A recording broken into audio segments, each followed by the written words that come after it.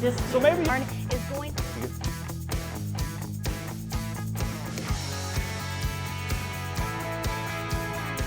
Hello and welcome to Inside Jacksonville, a production of the University of North Florida's School of Communication and the CW17. I'm Janae Brown. We're here each month with stories about life on the First Coast. Leading off this month, a Jacksonville couple is taking their love of ice cream cookie sandwiches up a notch. Inside Jacksonville, Sydney Batzloff explains how this tasty attraction is about more than just frozen treats. there's no pressure. I'm not around the bars. I'm not around all the people who are looking for trouble. It's literally cookies and ice cream. Husband and wife Ray and Jen Enzenbacher opened up Cookies and Cream in Jacksonville Beach in June of 2019. When they were growing up, there was always places to go hang out with your friends. But Jen says the beach has changed and they wanted to create a place that is safe and reminds them of their own childhood. That we're just more of a community-based place to go and hang out and be with your family and not have to, I don't know, act any certain kind of way. You just be yourself here, have fun, hang out. Before Cookies and Cream, Jen was in corporate America and fitness, and Ray was a caddy for the PGA Tour and other tournaments. But Jen would always bake cookies and Ray liked ice cream, so together they made ice cream cookie sandwiches and decided to make a business out of it. The community's response to Cookies and Cream's opening was very welcoming. Ray and Jen sold out completely the first 5 days of being open. Many nights there's a long line out the door with people waiting to get their late night sweet tooth fix. Cookies and Cream has been a place where people can be with their friends and family while enjoying a sweet treat. Cookies and Cream is more than just cookies and ice cream. Owners Ray and Jen want to make sure that they're making a difference in the Jacksonville community. And we try to do everything we can do just to help pay forward for the military, the artists. We have an artist wall. It's the community wall itself where they get a chance to post their art and they get to sell it at their own price, and we ask for nothing in return. Just little things like that. I think something so small becomes so grand. Ray and Jen do everything they can to support the community. They say if someone comes in with an idea, they'll do it. This shop is more to Ray and Jen than just a business. It's about giving back to the Jacksonville community. We can do our own thing and make a difference somewhere instead of just working and existing, you know, so yeah. Sydney Batzloff, Inside Jacksonville. Cookies and Cream was recently awarded the Best in Jax Cookie Award by Jacksonville Magazine. Since the reopening of hair salons and barbershops, many of us have turned our hair care back over to the professionals. And after many months of self-care, some repair work may be necessary. As Inside Jacksonville's Roberto Lopez shows us that there's more to getting a haircut than just scissors and trimmers. Fayeco Salon, as described by its owner Carissa Vaughn, is the misfit of hair salons. Vaughn aims to ensure that her salon feels more like home and less like the typical chain salon experience. However, their at-home feel is only a small portion of what sets them apart. Fayeco Salon limits their products to vegan ingredients and biodegradable packaging, stocking their shelves and workstations with their two main brands, Davines and Surface. Additionally, the salon uses biodegradable towels made of bamboo fibers and organic cotton. Fayeco Salon is big on recycling. Common salon items, such as tinfoil, papers, plastics, and even hair, are all individually recycled. Since reopening after the state-mandated shutdown due to COVID-19, Fayeco Salon has had its fair share of obstacles. But financially, it took a hard hit on everybody involved, from me as the owner, to our community, to my stylists. We weren't able to double book any guests. So even after the month that we were forced to close, coming back, we literally cut our income in half. Because whereas you could usually stack 2 guests in between each other, we weren't allowed to do that. So you could go from a $600 day down to a $300 day. Even though COVID-19 has significantly impacted the salon financially, Fayeco Salon has continued to keep their focus on creating a safe and comfortable environment for their customers. So with us being 6 feet apart already, that definitely helped us and kind of gave us that extra step ahead compared to all the other salons around here. We don't want to have a salon filled with 20 different stylists with chairs right next to each other. We like to keep our distance, maintain that relaxed environment. Faiko Salon hopes to get back to normal soon, not only for the safety of staff and customers, but to get back to a smaller carbon footprint. Increased sanitation and increased laundry all mean increased waste. Furthermore, Vaughn said she'd like to convert the salon to 100% solar energy within the next few months. Roberto Lopez, Inside Jacksonville. This is just another example of how every action has an environmental reaction, even something as simple as getting a haircut. With beach bars and restaurants being unable to provide live music, Inside Jacksonville's Blake Kemple fills you in on what these musicians have been doing to avoid the sound of silence. The Jacksonville beach bars thrived before the pandemic. People filled the streets, and music could be heard from all around, until quarantine made it all quiet. During the lockdown, establishments used their downtime to update and renovate their spaces, but what happened to its entertainers? The first month, I actually worked a lot on some songs.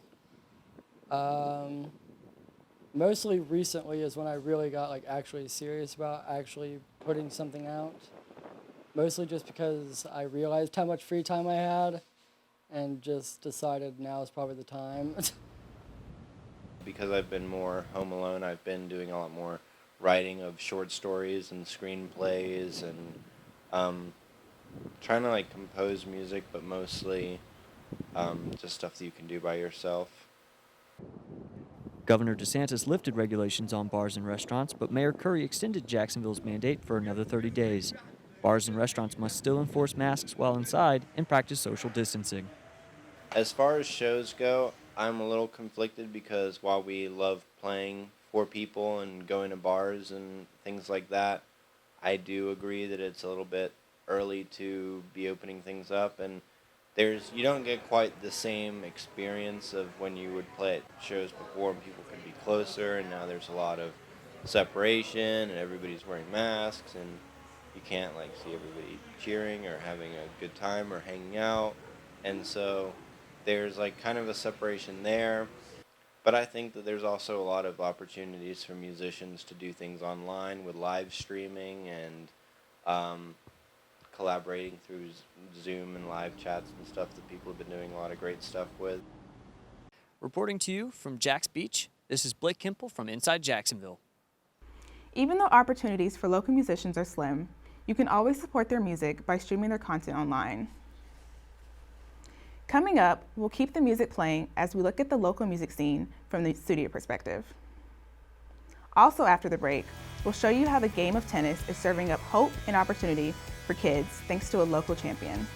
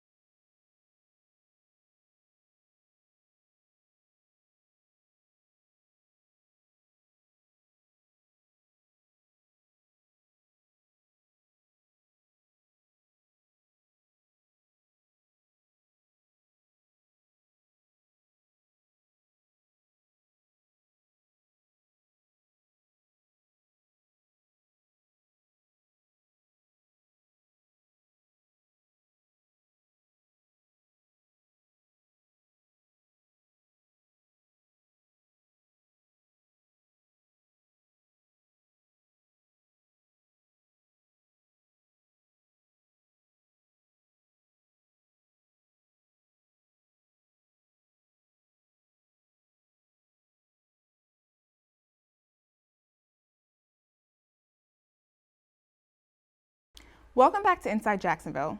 With live music on hold, local artists are looking for ways to stay engaged and inspired. Inside Jacksonville's Richard Sharp takes us into the studio and shows us how the adjustments are going. Drew Portolatin from the popular local punk band Intervention has found a new haven during these months of quarantine.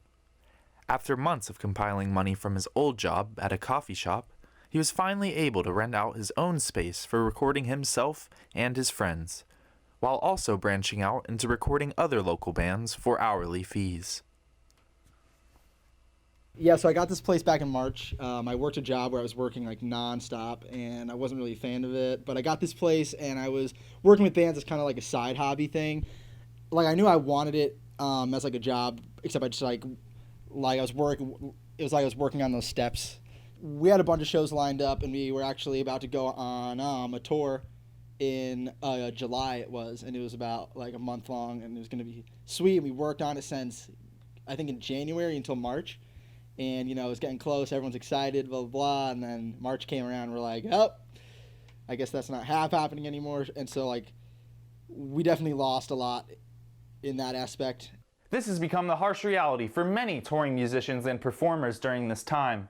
Instead of going out on tour or playing in shows, they are now spending their time honing their craft and becoming better musicians while they still have the excess time on their hands. We had a couple of shows I was really excited for fall through because of everything that happened, and one of them was for this very influential group in the 90s, the Hieroglyphics at 1904. We were all really looking forward to that because they were a big influence on us. Although Remy has missed the environment of the local shows he has become accustomed to, Remy has found a new way to stay busy and express his creativity during his time at home. I wanted to do music videos for my upcoming album and project I've been working on, but I didn't feel it was safe to go outside and start filming that. So I didn't want to just sit around and do nothing. So I started to work on my own stop motion video, and it would take me about 3 to 4 hours a night. And I'm sitting there with my iPad rigged up over a photo frame, moving pieces of paper. And I'd get about 5 to 6 seconds on a good night. And, you know, piece by piece, I'm trying to finish it. It's been taking me a long time, but it's better than sitting around and doing nothing. This is Ricky Sharp, and you're watching Inside Jacksonville. Although musicians have faced a rough couple of months, when live music returns, they plan to be ready. Even without a pandemic keeping us all closer to home, the need for blood donors to meet community needs is a challenge for organizations like One Blood. And as Inside Jacksonville's Christian Bernard, the organization, like the rest of us, is adapting to new challenges. With the recent coronavirus pandemic, blood donors are needed now more than ever. Thankfully, One Blood has made it safe and easy for people to donate blood. COVID-19 has impacted the need for blood because we have an ongoing need, and we have people in the hospitals who are being treated for COVID-19. So we have that ongoing need for patients, not only now for regular blood donations, but also for people needing convalescent plasma. So blood centers in the last couple of months have actually moved to a whole new model where we are collecting blood as we always have been doing, but we're also collecting convalescent plasma and getting that tested and to hospitals for patients. So it's been a very demanding last few months for blood centers. While you may feel that donating blood during a pandemic is dangerous, One Blood is taking every step to keep you safe and can even tell you if you have the COVID-19 antibodies. What it has definitely done for the blood donation experience is it has changed the protocols. We have safety protocols in effect so that we are spacing people out, and we have extra cleaning and sterilization before and after every donor. We take regular donors, we process the blood and test it and get it to hospital patients. But now we're doing antibody tests for every blood donation. So if you go into a routine blood donation, whether it's platelets or whole blood, you're going to get an antibody test for COVID-19 to find out if you've had it in the past. The COVID-19 antibodies can be used to treat people who are fighting the virus in hospitals.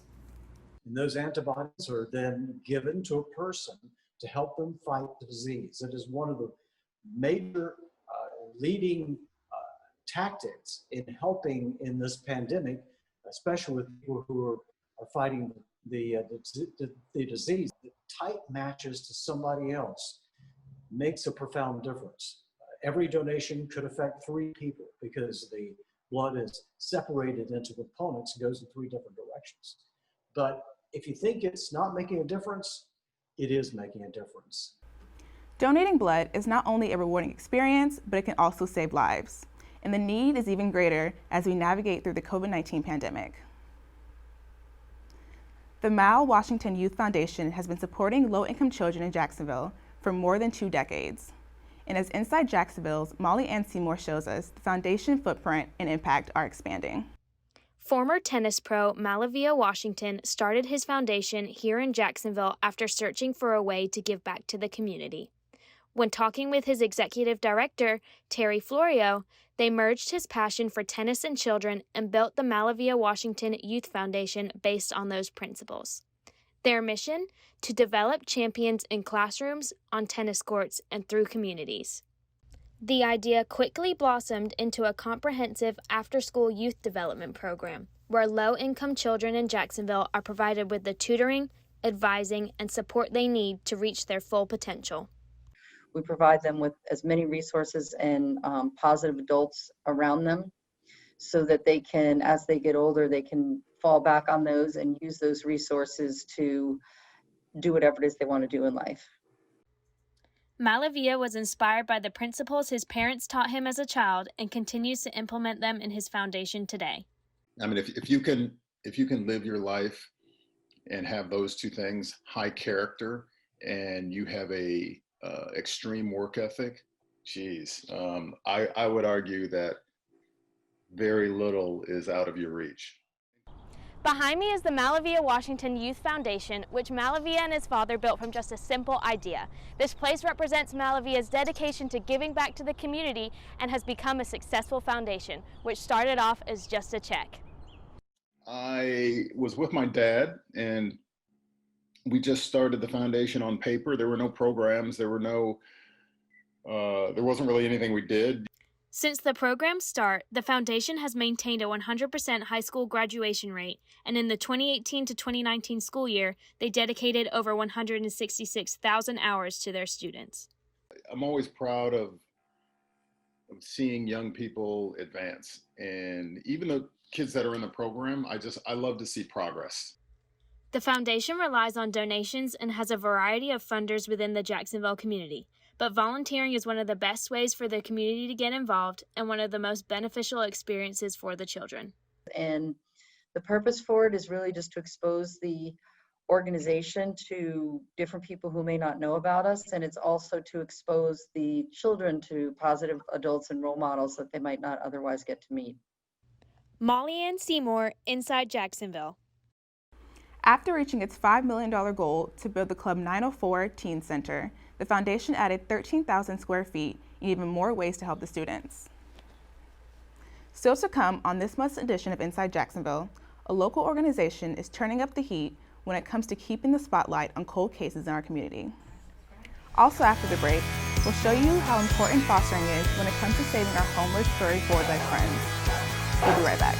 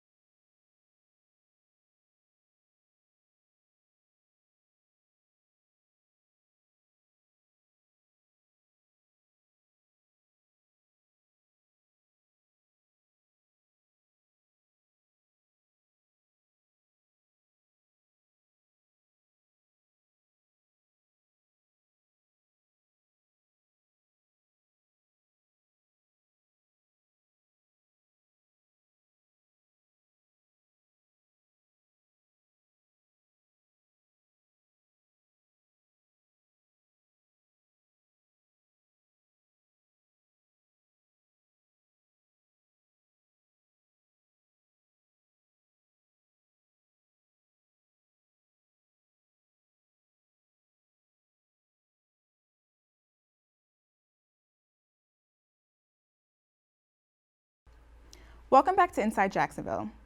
Imagine losing a loved one and not getting any answers. When the evidence trail goes cold, law enforcement often needs to move on. But as Inside Jacksonville's Jonathan Melicon shows us, there's help in the form of Project Cold Case. Jacksonville-based organization Project Cold Case promotes public awareness for unsolved murders and disappearances. So in 2015, I decided to start an organization that focused specifically on unsolved cases. We began with that focus being just in Jacksonville because we knew we had over 1,200 unsolved murders in Duval County. With the impact Project Cold Case has made with families, Ryan's inspiration behind the organization stems from the loss of his father, whose murder remains unsolved. In October 2009, my dad, Cliff Backman, was shot and killed in a robbery here in Jacksonville, Florida. Real quickly, his case went cold, and I switched careers, became a victim advocate, and tried helping other families that had lost loved ones. We do have a staff. We have 3 full-time employees at Project Cold Case here in our office in downtown Jacksonville. Clint manages the social media accounts, while Frida manages the website.